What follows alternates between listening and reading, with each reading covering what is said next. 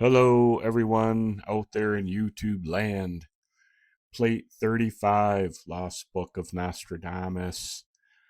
Let's go. What we have here is a genocidal warning from Nostradamus.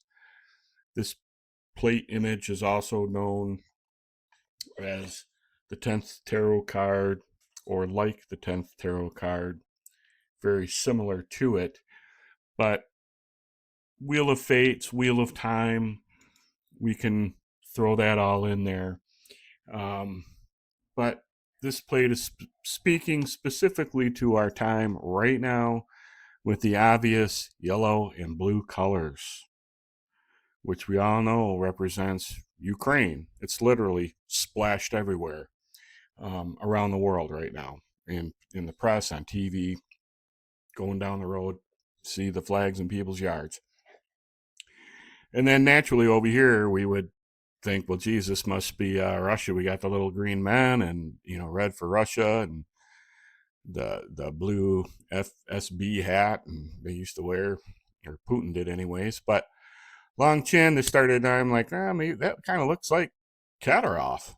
Um, so this kind of looks like Zelensky. So we're looking at Zelensky versus Kadyrov here. The two proxies in the war currently taking place right now. Most of the time we refer to it as Ukraine versus Russia, but Russia is using and has been using kind of quietly the Chechens, very much involved. You do see Kadyrov pop up in the news from time to time. Now, the thing is, the news also called Kadyrov Putin's attack dog right here. And of course, we've got the crescent moon tail here, kind of the Islamic symbol here, kind of a confusing hat here, kind of looks like a pope's hat. But anyways, for now, this dog is, in fact, on the Chechen flag. It's a dog kind of in a sitting posture, but ready to leap. It's a wolf of sorts.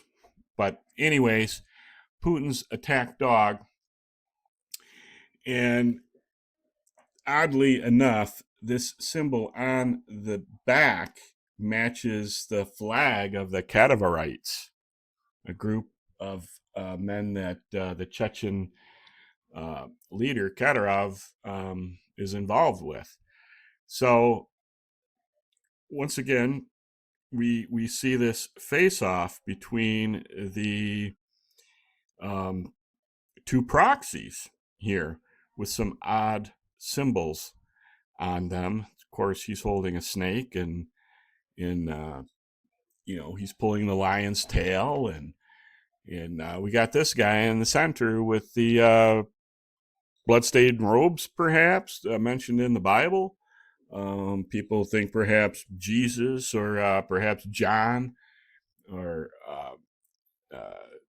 perhaps the one male that Nostradamus talked about in his other images.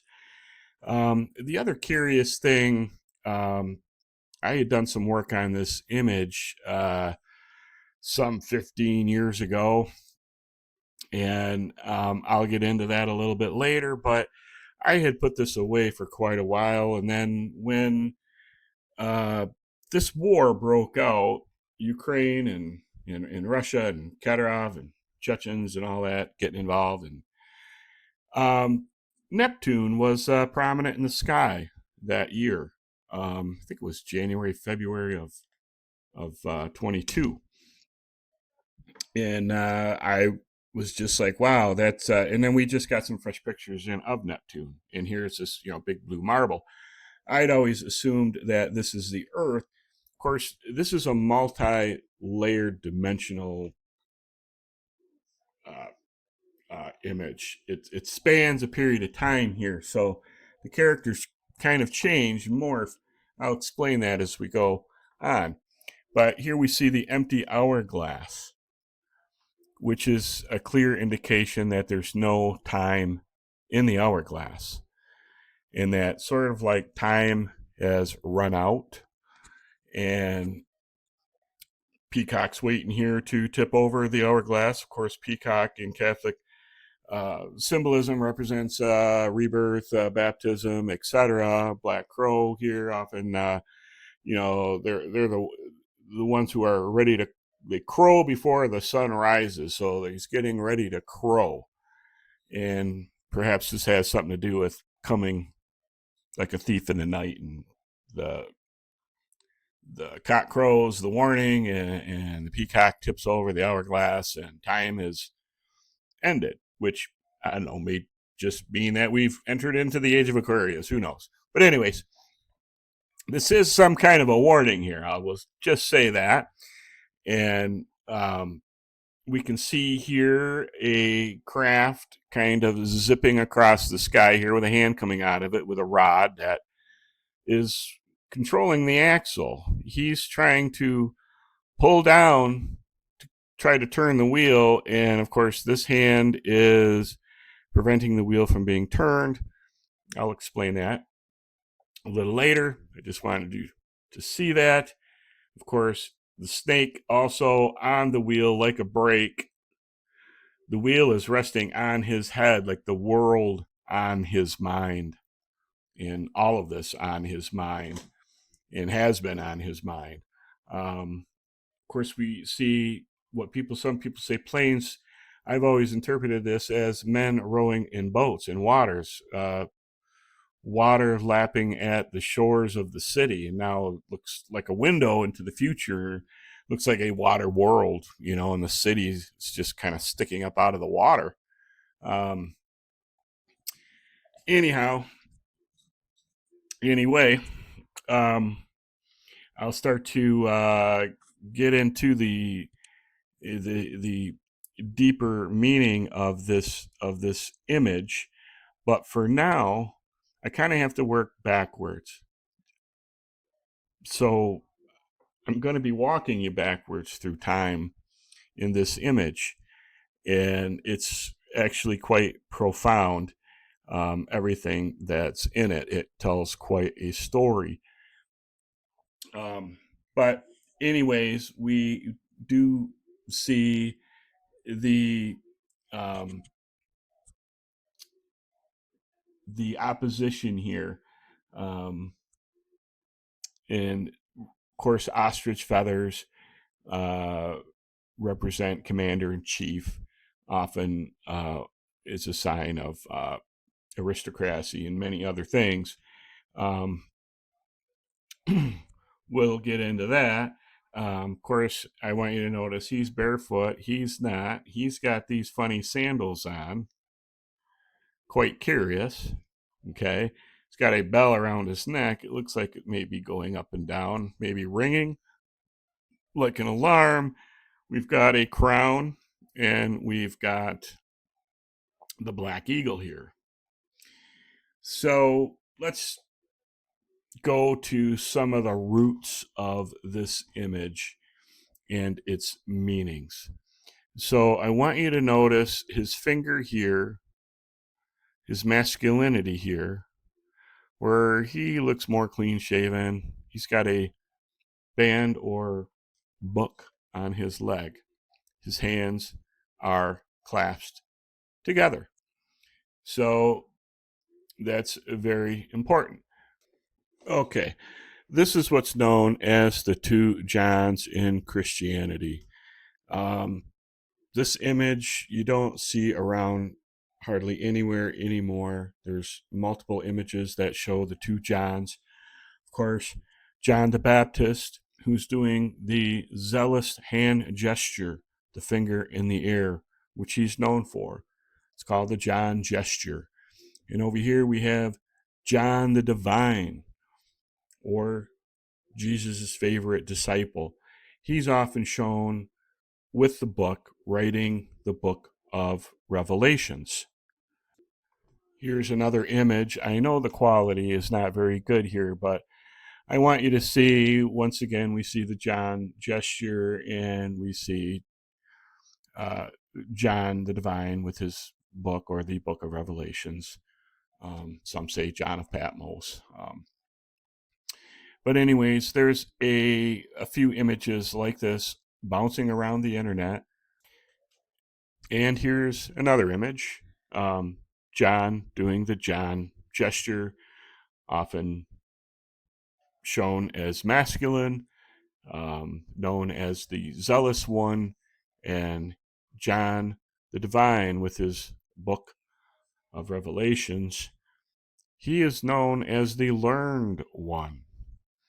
And what this circle means, this is your boundary, and this is you, and this would be you traveling outside your boundary. And in other words, you were to become the two Johns, um, the zealous one and the learned one. In other words, become learned enough to know when to take action in a zealous, compassionate manner. This is very much free Masonic overtones, taking good men and making them great men. It's one of their mottos. Of course, up here we have the good book, the Bible, typically represented here, or it represents a book of all religions, because they accept all religions in Freemasonry.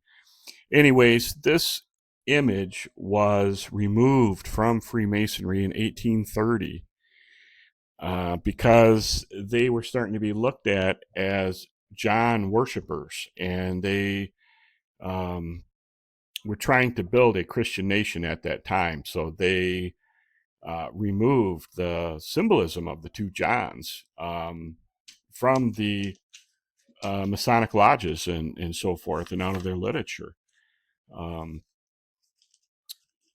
because they certainly did admire John the Baptist. In fact, the first lodge in America was named the Lodge of St. John the Baptist, and George Washington and his co-parts used to call themselves St. John's Men. So the United States has a long history of Freemasonry roots, and for whatever reason, it's also incorporated into of plate 35. So, and here we are back at plate 35, and we clearly see this individual doing kind of the John gesture here, and we see the other John here with the book on his leg and with his hands together. So when we look at this as Zelensky and Kadyrov, certainly Zelensky was an entertainer, a comedian, and you got very much a jester type archetype here. Over here looks a little more scholarly, a little more serious. Kadyrov is not known as a scholar, but he certainly is a scholar of war. He's no warrior, but he is commander-in-chief of what's going on here. He doesn't wear a real helmet here. It's a headband. So, yeah. So when I started to dig into this image, the colors really kind of jump out at you, and especially with this guy and the bloodstained robes, blood of all those who have died before him and are perhaps currently dying right now. When I say this plate is a warning, it's what I mean is it is a genocidal warning. And why I say that is because these shoes that he's wearing go back to ancient mountain people of the Circassian region.